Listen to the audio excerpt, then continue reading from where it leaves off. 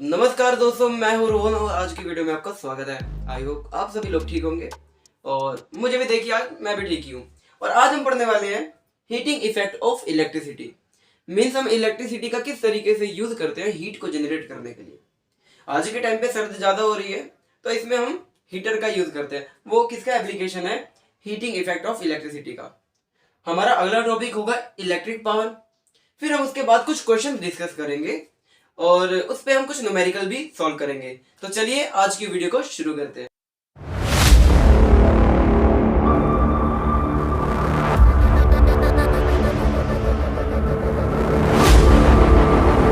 तो हमारा पहला टॉपिक है heating effect of electric current. देखिए इसमें क्या होता है कि इलेक्ट्रिक करंट का हम यूज करते हैं हीट को प्रोड्यूस करने में। अब आप देख सकते हो जितनी भी मशीनें आप देख रहे हो जो हीट को प्रोड्यूस करने के लिए बनाई गई है। For example heater. आजकल सर्दियां चल रही है तो सर्दियों में लोग बचने के लिए हीटर का यूज करते हैं और वो इलेक्ट्रिक हीटर यूज कर रहे हैं ताकि पोल्यूशन ना हो। तो क्या करते हैं, प्लग लगाया और उसमें से हीट हवा, गर्म हवा निकलने लग जाती है। तो हम हीट प्रोड्यूस करने के लिए इलेक्ट्रिक करंट का यूज कर रहे हैं। हमारा आता है इलेक्ट्रिक प्रेस। ये भी एप्लीकेशन ही है इलेक्ट्रिक करंट का। और हमारा होता है पानी गर्म करने वाला वो जो रॉड आती है उसका। जितनी भी मशीन आप देख रहे हो जिनका यूज किया जा रहा है हीट को प्रोड्यूस करने में, वो किस एप्लीकेशन पे चल रही है? इलेक्ट्रिक करंट के एप्लीकेशन पे। तो जिसमें हमारा पहला एग्जांपल है इलेक्ट्रिक बल्ब। जो पुराने टाइम पे जो बल्ब आता था, जो आपने रेड कलर का देखा होगा, वो बल्ब कुछ ऐसा दिखता था। इसके पास ऐसे फिलामेंट लगे होते थे और ये कुछ इस शेप में होता था। ये बल्ब कुछ इस शेप में होता था जिसमें ऐसे कुछ फिलामेंट लगा होता था और यही बर्न, ये जलता था, ये रेड कलर का ग्लो करता था। यही रेड कलर का ग्लो करता था। देखिए इसमें भी यही heating effect of electric current का ही यूज किया जा रहा है। जैसे कि इसमें इलेक्ट्रिसिटी दी जाती है, इसमें इलेक्ट्रिक करंट दिया गया, कुछ पोटेंशियल डिफरेंस है माइनस प्लस। उसके बाद ये जो ग्लो करता है, ये बल्ब ग्लो करने लग जाता है क्योंकि ये हीट हो रहा है और हीट होने पे ये रेडिश कलर का ग्लो करने लग जाता है जिसे लाइट प्रोड्यूस होने लग जाती है। तो इस एप्लीकेशन पे ये इलेक्ट्रिक बल्ब काम करता था। और हमारा अगला टॉपिक है हीटर्स।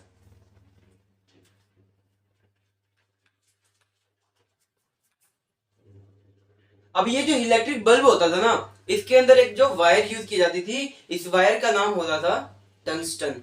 आज के टाइम पे तो हम यूज नहीं करते, हम एलईडी का यूज कर रहे हैं, बट एट अर्लियर टाइम ये इसमें फिलामेंट यूज किया जाता था। उस फिलामेंट का नाम है टंगस्टन। टंगस्टन का होता था TUNGSTN। टंगस्टन का फिलामेंट होता था।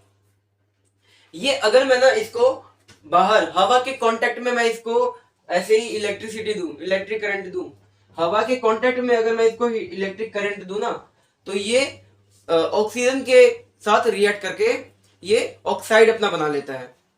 ऑक्सीडेशन हो जाता है इसका। जब ये ओपन एयर में आप इसको इलेक्ट्रिक करंट दोगे तो इसका ऑक्सीडेशन होके ये ऑक्सीजन के साथ रिएक्ट कर लेगा। बट ये जो इसके साइड में कांच का, ग्लास का जो लगा होता है, ये क्या करता है, इसको आइसोलेशन देता है, इसको ऑक्सीजन के कांटेक्ट में नहीं आने देता।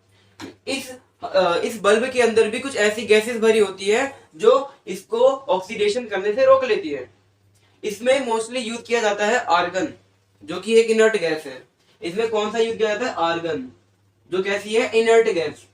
ये क्या है? इनर्ट गैस है। इसका यूज किया जाता था। कभी क्वेश्चन ऐसे भी आ सकता है कि इलेक्ट्रिक बल्ब में आर्गन गैस का यूज क्यों किया जाता है या फिर इनर्ट गैस का यूज क्यों किया जाता है? क्योंकि ये जो टंगस्टन की जो वायर है इसको ऑक्सीडेशन से बचाने के लिए, to protect it from oxidation, to protect tungsten wire from oxidation, oxidation से टंगस्टन वायर को बचाने के लिए ही इनर्ट गैसेस का यूज किया जाता है। और उसको आइसोलेशन देने के लिए, यार ये आर्गन गैस तो ये एस्केप भी कर सकती है, तो इसलिए इसके चारों तरफ एक बाउंड्री लगा दी है जो कि कांच की हो, जिसमें से लाइट भी पार हो जाए और वो एक तरह से आइसोलेशन भी दे दे आर्गन गैस को या फिर किसी भी इनर्ट गैस को। मोस्टली आर्गन का यूज किया जाता है। तो इस बेसिस पे हमारा इलेक्ट्रिक बल्ब काम करता है। अब हमारा जो अगला टॉपिक है वो है हीटर। आज के टाइम पे आप सर्दियों में देख रहे होगे कि हीटर का बहुत ज्यादा यूज किया जा रहा है, क्योंकि हीटर आप नाम से समझ लो हीट कर रहा है, ऐसी चीज जो हीट कर रही हो, तो गर्म कर रही है। जो हीटर होता है ये गर्म हवा देता है, कोई भी हीटर हो चाहे वो गर्म हवा दे सकता है या फिर पानी को गर्म कर देगा, गीजर हो गया या फिर रॉड आती है एक, उसमें क्या होता है कि वायर ऐसे कोइल्ड होती है, वायर्स ऐसी कोइलिंग होती है वायर्स की, और इसमें इलेक्ट्रिक करंट दिया जाता है, इसमें इलेक्ट्रिक करंट दिया जाता है, जिसकी वजह से ये गर्म होने लग जाती है। हमने पढ़ रखा था कि कुछ पोटेंशियल डिफरेंस होगा, हमने पढ़ा है कि इसका कुछ रेजिस्टेंस होता है, इसका कुछ रेजिस्टेंस होगा आर, और इलेक्ट्रिक करंट आई फ्लो कर रहे होंगे, कुछ टाइम पीरियड के लिए फ्लो कर रहे होंगे, तो इसमें इसमें जो हीट प्रोड्यूस होगी H is equal to I square R T होती है, जिसमें से आई है इलेक्ट्रिक करंट, आर है रेजिस्टेंस, और टी है टाइम, कितने टाइम के लिए इसमें हीट प्रोड्यूस होगी, मतलब कितने टाइम में इलेक्ट्रिक करंट को फ्लो किया गया है, कितने टाइम तक इलेक्ट्रिसिटी को फ्लो किया गया है, तो इससे हीट प्रोड्यूस होती है, वो हीट यहीं से रिलीज होती है।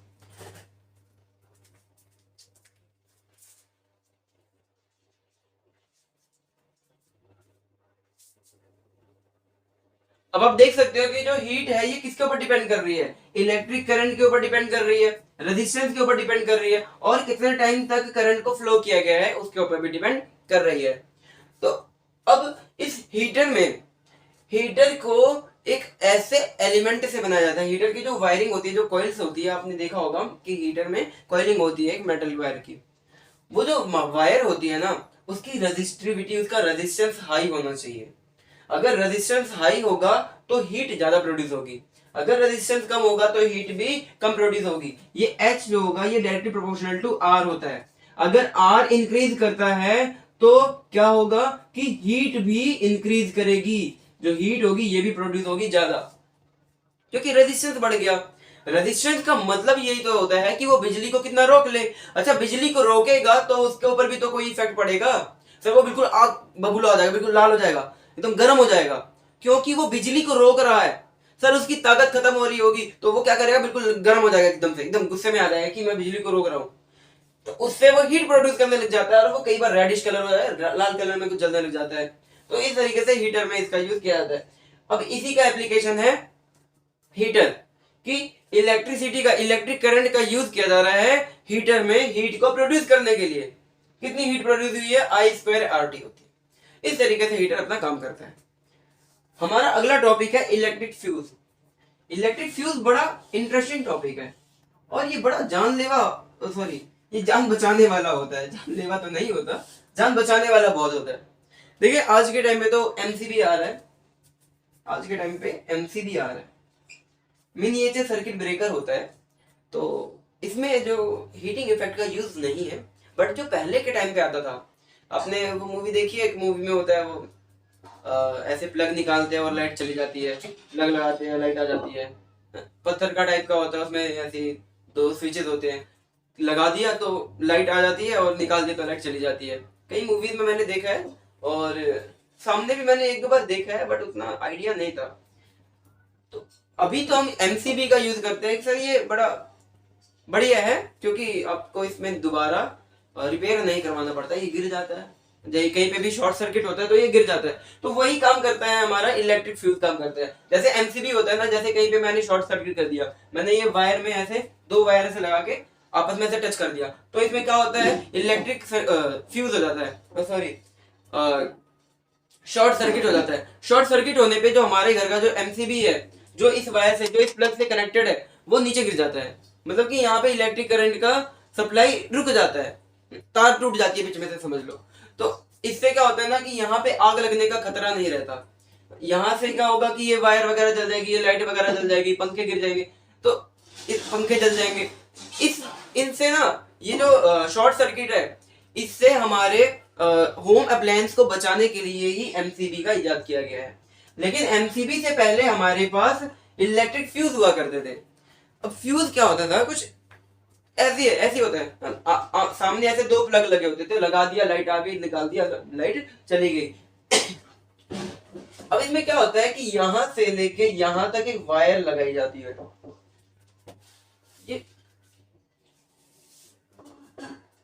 ये कुछ ऐसा होता था, सामने ऐसे दो प्लग लगा दिए और इसके यहां से यहां तक क्या लगा देते, एक वायर लगा देते, एक फ्यूज वायर लगा देते। इस वायर को बोलते हैं फ्यूज वायर।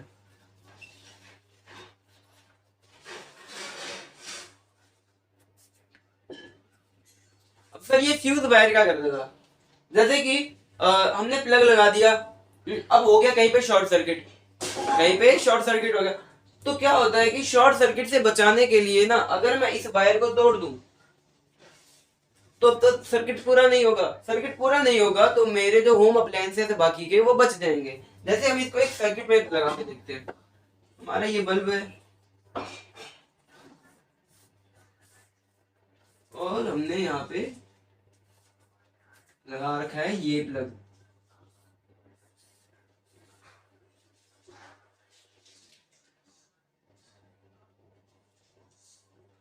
हमने कुछ इस तरीके से इसको अरेंज कर दिया।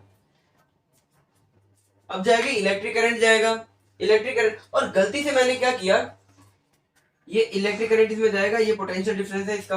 अब इसमें करंट जब जाएगा फ्लो करेगा तो ये बल्ब जलेगा, क्योंकि अभी सर्किट पूरा है, ये एक वायर है और ये अभी सर्किट को पूरा कर रही है, ये बटन का काम कर रही है। अभी मैंने क्या किया कि गलती से मैंने इन दोनों तारों को आपस में ऐसे टच कर दिया। मैंने क्या किया, बल्ब को हटा के दोनों वायर को गलती से टच करा दिया। अब क्या होता है, इसे शॉर्ट सर्किट होता है सर। शॉर्ट सर्किट होता है ना, तो इससे क्या होता है कि हमारे जो होम के अप्लायंसेज है ये तो बच जाएगा, बट बाकी के होम अप्लायंसेज खराब हो जाएंगे। मान लिया यहाँ पे कोई और, मैंने एक और बल्ब लगा रखा है, यहाँ पे मैंने कोई और बल्ब लगा दिया, अब मैंने यहाँ पे शॉर्ट सर्किट किया है तो ये तो बच जाएगा, बट इसके अलावा जितने और होम अप्लायंसेज है इनमें ब्लास्ट हो सकता है, ये होम अप्लायंसेस खराब हो सकते हैं, ये हमारे घर के जो मशीनें हैं ये खराब हो सकती है। तो उससे बचने के लिए, इस शॉर्ट सर्किट से बचने के लिए, ये खराब ना हो जाए, इससे बचने के लिए क्या होता है कि जैसे ही शॉर्ट सर्किट होता है ना तो ये वायर क्या करती है, हीट होने लग जाती है, इस वायर में इलेक्ट्रिक करंट ज्यादा पहुंचने लग जाता है, और इलेक्ट्रिक करंट ज्यादा जब पहुंचता है ना तो ये हीट होने लग जाती है, हीट होते ही ये बिल्कुल लाल हो जाएगा, लाल होते ही ये वायर इसकी टूट जाती है। जब ये लाल होता है तो इसकी वायर बीच में से टूट जाती है। अच्छा, जब जैसी ये टूटी तो इसका सर्किट टूट गया। सर जैसी सर्किट टूटता है ना, अब जो है यहाँ पे इलेक्ट्रिक करंट ही नहीं जाएगा, क्योंकि इलेक्ट्रिक करंट तब फ्लो होगा जब पाथ कैसा हो, क्लोज्ड हो।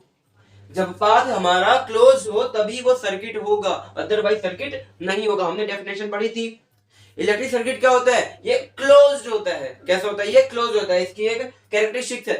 तो अभी तो ये ओपन सर्किट है, तो अब इसमें इलेक्ट्रिक करंट ही नहीं फ्लो होगा, सर्किट हुआ ही नहीं है, पूरा सर्किट ही नहीं होगा, तो इसमें इलेक्ट्रिक करंट नहीं फ्लो होगा, तो हमारे होम अप्लायंसेस बच जाएंगे। एक तरह से समझ लो लाइट चली गई, जैसे ही शॉर्ट सर्किट होता है लाइट कट हो जाती है, कट होते ही मतलब क्या, वायर इसकी पिघल के टूट जाती है, तो सर्किट टूट गया। अब क्या होता है कि अब इसको बनवाना भी तो पड़ेगा, अब दूसरी बार भी, अब मेरे घर में लाइट ही नहीं आएगी जब तक ये नहीं लगाऊंगा, तो लेके जाते हैं मैकेनिक, या तो आता है मैकेनिक, क्या करता है एक वायर लेता है और वायर को यहाँ से ऐसे लपेट देता है, यही वायर क्या करता है दोबारा दूसरा ये तोड़ के फेंक देगा और दूसरी वायर यहाँ पे लगा देगा। एक सर्टेन लेंथ और एक सर्टेन मोटाई होनी चाहिए सर। अगर रेजिस्टेंस इसका ज्यादा हो जाए, रेजिस्टेंस इसका ज्यादा हो जाए तो ये कम, अगर ये शॉर्ट सर्किट नहीं भी होगा तो भी पिघल जाएगा। रेजिस्टेंस अगर इसका कम हुआ, कुछ ज्यादा ही कम हो गया, तो कितनी भी शॉर्ट सर्किट आ जाए सर ये टूटेगा ही नहीं, पिघलेगा ही नहीं, रेजिस्टेंस इसका कम है। तो इसकी लंबाई और इसकी मोटाई भी एक सर्टेन होती है, जो कि एक मैकेनिक को ही पता है। तो ये अभी हमारे यहाँ पे तो यूज ही नहीं होता है, तो हम क्या इसको ठीक करेंगे। तो ये हमारा इलेक्ट्रिक फ्यूज इस तरीके से काम करता है। और एक बात और जान लो, इलेक्ट्रिक फ्यूज को हमेशा सीरीज में ऐड करते हैं, सीरीज में ऐड करते हैं। कैसा ये कॉम्बिनेशन होता है इसका, हमेशा सीरीज होता है। अगर भाई पैरेलल हुआ तो ये टूट जाएगा तो भी कोई फर्क नहीं पड़ेगा, तब भी इलेक्ट्रिक करंट फ्लो करता रहेगा। मगर अगर सीरीज में लगा देंगे और ये जैसे टूटा तो सर्किट टूट जाता है, इसलिए इलेक्ट्रिक फ्यूज को हमेशा सीरीज में ऐड करते हैं। अब हमारा जो अगला टॉपिक है वो है electric power.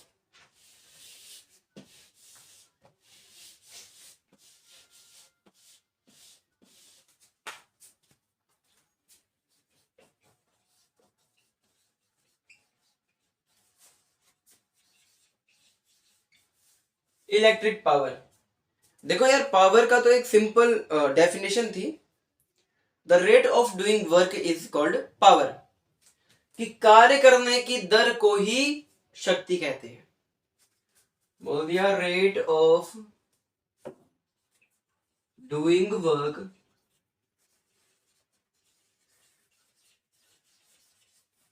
Is called power.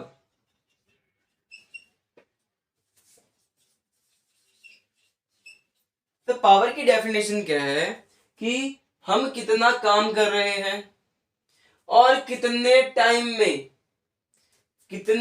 में हम कितना काम कर रहे हैं, उसी को ही पावर बोलते हैं। मतलब power is equal to work done divide by time होता है। ये हमारा सिंपल फॉर्मूला है। और पावर की ऐसा यूनिट होती है वाट। पावर की ऐसा यूनिट वाट होती है।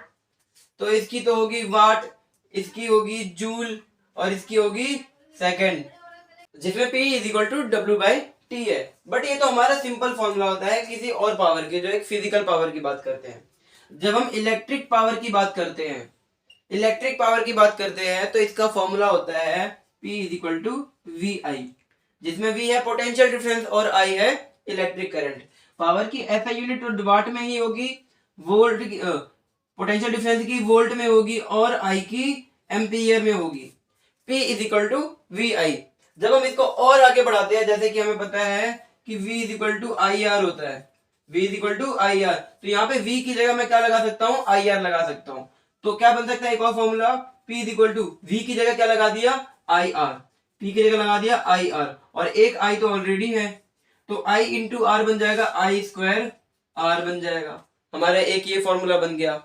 और दूसरा, यहां से I उठा के यहाँ पे आई रहने तो V is equal to V by R हो जाएगा। अब I की जगह मैंने लिख दिया V बाई आर, एक तो फॉर्मूला ये बन गया, और I की जगह क्या लगा दिया मैंने, V by R, V by R का whole square into R, V square divide by R square into R, एक आर से एक स्क्वायर कट जाएगा, इक्वल में क्या बचेगा, V square divide by R. एक ये भी फॉर्मूला है पावर के।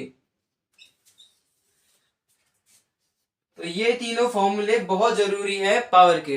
इन्हीं के हेल्प से हम कुछ न्यूमेरिकल क्वेश्चन भी करेंगे। तो हमारे ये तीनों पावर के फॉर्मूले हैं। अब इनकी हेल्प से हम कुछ न्यूमेरिकल क्वेश्चन करेंगे, बट उससे पहले हम एक और टॉपिक कर लेते हैं, जो कि है यूनिट। हम जब भी घरों में इलेक्ट्रिसिटी का यूज करते हैं तो इलेक्ट्रिक का एक पर्चा आता है, उसमें लिखा होता है आपने इतनी बिजली यूज की, इतना आपने 3 यूनिट यूज किया, 4 यूनिट, जितना आता होगा मुझे आइडिया नहीं है, बट यूनिट में आंसर आता है। यूनिट में जब हम बात करते हैं एक यूनिट की, एक यूनिट इलेक्ट्रिक करंट, इलेक्ट्रिसिटी, एक यूनिट बिजली कितना होता है, एक यूनिट का मतलब होता है 1 kilowatt hour, 1 kilowatt घंटा, 1 किलो वाट आर। किलो का मतलब होता है 1000, वाट हो गया आपको पावर की ऐसे यूनिट होती है, आर है टाइम की ऐसे यूनिट। तो एक यूनिट का मतलब होता है 1 किलोवाट आर।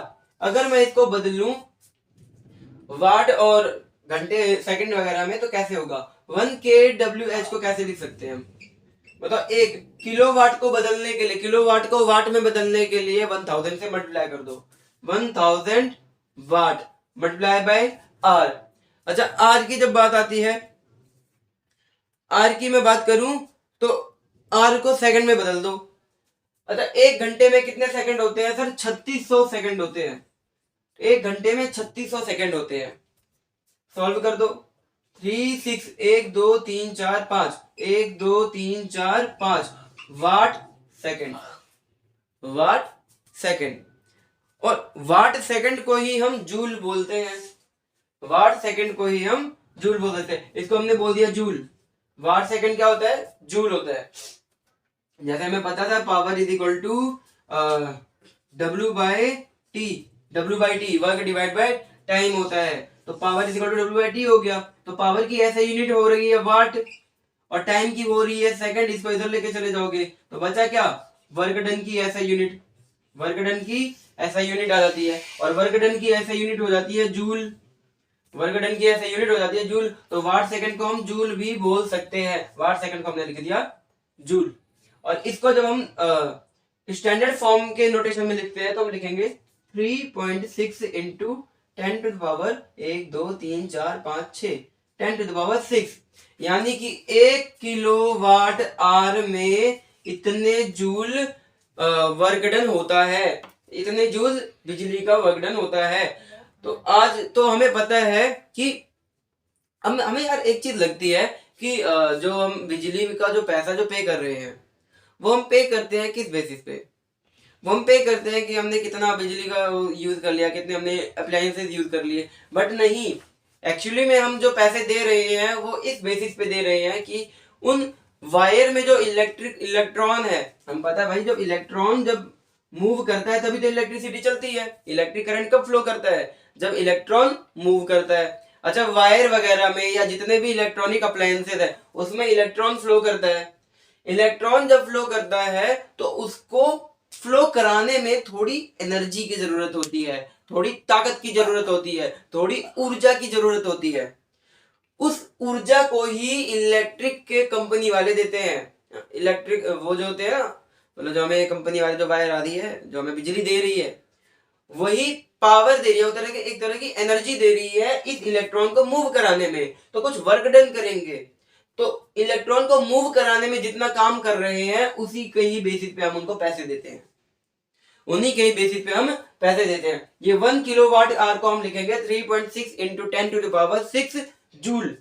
इतनी एनर्जी होती है या फिर इतना वर्क डन होता है। एनर्जी और वर्क डन में कोई दिक्कत नहीं है क्योंकि उनकी ऐसा यूनिट सेम होती है। तो इतना काम करना पड़ता है तब जाके वो एक यूनिट बनता है या फिर 1 kWh बनता है।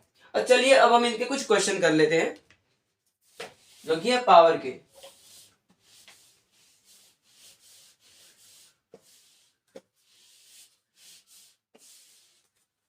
देखिए एक क्वेश्चन है क्या कि एक इलेक्ट्रिक बल्ब है, 220 वोल्ट का पोटेंशियल डिफरेंस है। जहां पे भी V दिख जाए बोल दो पोटेंशियल डिफरेंस है। जब भी किसी नंबर के आगे V दिख लो तो समझ जाओ वो क्या है, पोटेंशियल डिफरेंस के बारे में बात कर रहा है। अगर बल्ब में ए इलेक्ट्रिक करंट जा रहा है, जहां पे ए देख लो, जिसके आखिरी में देख लो ए, वो इलेक्ट्रिक करंट की बात कर रहा है। जिसकी आखिरी में देख लो ए, वो बोल दिया इलेक्ट्रिक करंट है। कितना इलेक्ट्रिक करंट भाई? 0.50 एम्पियर, इतना इलेक्ट्रिक करंट फ्लो कर रहा है। तो बल्ब की पावर पूछ ली, बल्ब की पावर। अच्छा, पावर निकालनी है हमको। अच्छा, पावर निकालनी है तो V और I दे रखा है। बताओ इस फॉर्मूले में हम कौन सा यूज करेंगे? P = VI, क्योंकि पावर निकालना है, V दे रखा है, I दे रखा है, तो हम यहां से पावर निकाल सकते हैं। पावर का फॉर्मूला = VI। V हमारे पास है 220 इंटू करंट है 0.50। हम इसको जब सॉल्व करेंगे तो यहां से उठ के ये यहां आ जाएगा। बचा कितना? 5 5 दूनी 10, 0 हासिल 1, 5 दूनी 10 11। तो पावर आ जाएगी आपकी 110 वाट। ये हमारा आंसर है। तो इलेक्ट्रिक बल्ब में जब पोटेंशियल डिफरेंस 220 वोल्ट का दिया जाए और उसमें इलेक्ट्रिक करंट फ्लो हो 0.50 एम्पियर, तो पावर कितनी होगी? उस इलेक्ट्रिक बल्ब की पावर होगी 110 वाट की होगी। एक क्वेश्चन है 12.13, इस क्वेश्चन का एग्जांपल, बुक का एग्जांपल है। इसमें बोल रहा है कि एक रेफ्रिजरेटर है, उसकी पावर जो जो आपको दे रहा है लिख दो। पावर कितना बोल रहा है? 400 वाट। और इसको 8 घंटे चला रहे एक दिन में। एक दिन में 8 घंटे चला रहे हैं तो पूरे 30 दिन तक चलाएंगे, कितना टाइम लग जाएगा? कितना टाइम तक ये चलेगा? कितने घंटे चलेगा समय? एक दिन में 8 घंटा, तो 30 दिन में 30 गुना 8 हो जाएगा, 8 या 24 टू 40 और इतने घंटे पूरे एक महीने में चलेगा। अब बोल रहा है कि 1 kWh को खर्च करने में 3 रुपए लगेंगे। एक यूनिट को खर्च करने में 3 रुपए मांग रहा है। तो जो जितनी एनर्जी इन्होंने कंज्यूम करी, जितनी ऊर्जा का इन्होंने कंजम्पशन किया, उसके रुपए कितने हुए, ये हमने बताना है। अच्छा, मैंने बताया था कि पावर = W/T होता है या फिर एनर्जी डिवाइड बाय टाइम होता है। तो यहां से मैं एनर्जी निकाल सकता हूं, पावर इनटू टाइम। एनर्जी निकल गई, कंज्यूम एनर्जी कितनी हुई बोल दो? कंज्यूम्ड एनर्जी, कंज्यूम्ड एनर्जी कितना होगा? पावर इनटू टाइम, और पावर हमारे पास दे रखा है 400 वाट, मल्टीप्लाई बाय टाइम हमें दे रखा है 240 आर, मल्टीप्लाई कर दो, 4 4 जा 16, 1 और 1 कैरी, 4 2 जा 8, 1 9, 1 2 3, 1 2 3 वाट आर। अच्छा 96 इंटू 1000 लिख सकता हूं या नहीं? मेरी मर्जी लिख दूंगा, क्योंकि इसको सॉल्व करके 96,000 ही आ रहा है। अब हमें पता है कि 1000 को हम 1 किलो भी बोलते हैं, इसको हमने बोल दिया 1 के।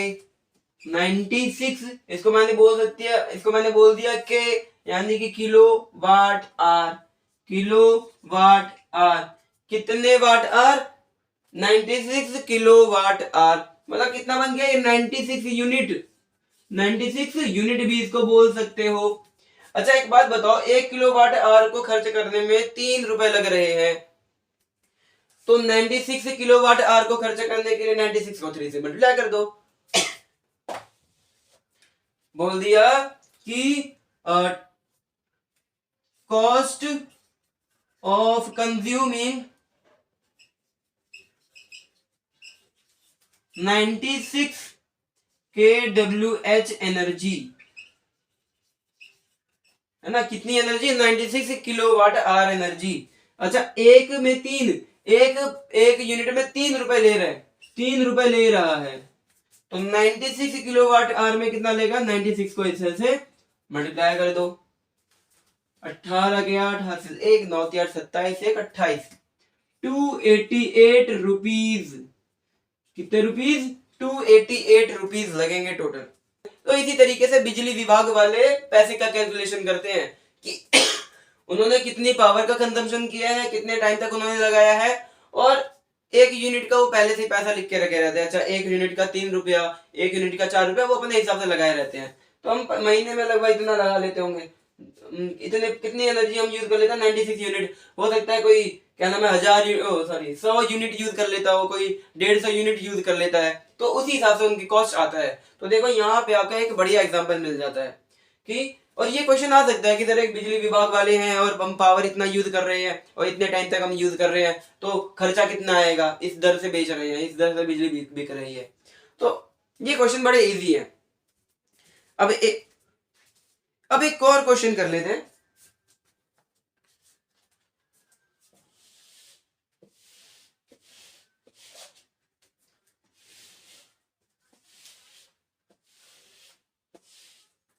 जिसमें बोल रहा है कि एक इलेक्ट्रिक मोटर है, एक इलेक्ट्रिक मोटर है जो पोटेंशियल डिफरेंस से जुड़ा हुआ है। जहां पे V दिख जाए बोल दो पोटेंशियल डिफरेंस, मैंने बार बार बोल रहा हूं 220 वोल्ट पोटेंशियल डिफरेंस। आपका ये क्वेश्चन है, क्वेश्चन नंबर 2, ये बुक के बीच में से क्वेश्चन आते हैं। क्वेश्चन नंबर 2 बोल रहा है कि पोटेंशियल डिफरेंस बोल रहा है 220 वोल्ट और इलेक्ट्रिक करंट बोल रहा है 5 एम्पियर है। इलेक्ट्रिक करंट अपना 5 एम्पियर। मोटर की क्या नाम है, हमें निकालनी है पावर। हमें क्या निकालना है? इसकी पावर निकालनी है। क्या निकालना? हमने इसका पावर निकालना है। और बोल रहा है कि 2 घंटे में मोटर का उपभुक्त ऊर्जा परिकलन कीजिए। बोल दिया टाइम कितना बोल रहा है? 2 आवर। टाइम बोल रहा है 2 घंटे लगाएंगे हम। हमारे पास कुछ फॉर्मूले थे पावर के, कुछ हमारे पास फॉर्मूले थे। फॉर्मूला क्या बोल रहा था? P is equal to VI, P is equal to VI। तो क्या हम यहां से पावर का फॉर्मूला लगा के निकाल सकते हैं क्या? हाँ निकाल सकते हैं। हमें पहले इसकी पावर निकालनी है। P is equal to VI, P is equal to VI। Power कितना है हमारे पास? पोटेंशियल डिफरेंस कितना है हमारे पास? 220 वोल्ट इंटू इलेक्ट्रिक करंट कितना है? 5, 5 दूनी 10, 5 दूनी 10 11। इतनी पावर हम यूज करेंगे। एक और बात बोल दी कि कितनी एनर्जी की खपत हुई जब 2 घंटे तक इसका यूज किया। कितनी इसकी एनर्जी यूज की, कितनी इसकी एनर्जी खत्म हुई जब 2 घंटे यूज किया। बोल दो energy is equal to power into time. Power हमें पता चल गई है 1100 वाट इंटू टाइम बोल रहा है 2 घंटे सिर्फ चलाया है, सिर्फ 2 घंटे, मात्र 2 घंटे चलाया। 11 दूनी 22, 2 जीरो और बढ़ा दो, इतनी वाट आर लगी। इतनी वाट आर लगी है, बोल दिया क्या 2.2 इंटू 1000 वाट आर। क्या कर दिया, अगर मैं यहाँ पे कर दूंगा तो ये 22 बन जाएगा, 22 के आगे 2 जीरो लगा दूंगा तो 2200 बन जाएगा। इसको मैंने 1000 अलग कर दिया क्योंकि इसको मुझे यूनिट बनानी है। यूनिट के लिए क्या बोलूंगा, इसको मैंने बोल दिया के का मतलब किलो, बोल दो 2.2 किलो वाट आर। बताओ इतनी एनर्जी का कंजम्पशन हुआ। बताओ कोई डाउट, कोई डाउट हो तो कमेंट में लिख देना। तो इस तरीके से हमारे क्वेश्चन होंगे। 2 फॉर्मूले लगे हैं, एक बोल दिया पहले पी निकालने के लिए, जब तक पी नहीं निकलेगा हम ई नहीं निकाल पाएंगे, क्योंकि एनर्जी जो होती है ये पावर इनटू टाइम होती है, हमने पहले पावर निकाल दिया। आई होप कि आपको आज की हमारी वीडियो पसंद आई होगी। अगर आई है तो प्लीज इसे लाइक करें और हमारे चैनल को सब्सक्राइब करें और इनको शेयर भी करें यार, आप सीख रहे हो लोगों को भी सिखाओ। तो चलिए मिलते हैं अगली वीडियो में, तब तक के लिए नमस्कार।